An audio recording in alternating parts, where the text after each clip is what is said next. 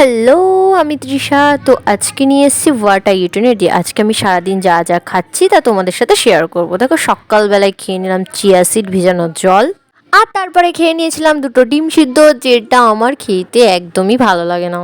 তারপরে খেয়েছিলাম মাছের ঝোল দিয়ে ভাত, বড়ি বেগুন আলু দিয়ে করেছিলাম। আর তারপরে খেয়েছিলাম রসগোল্লা।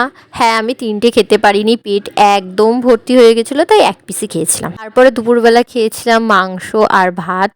হ্যাঁ, আমি আর কোনো খাবার নিইনি। তারপরে বেরিয়ে গেছিলাম বাইরে।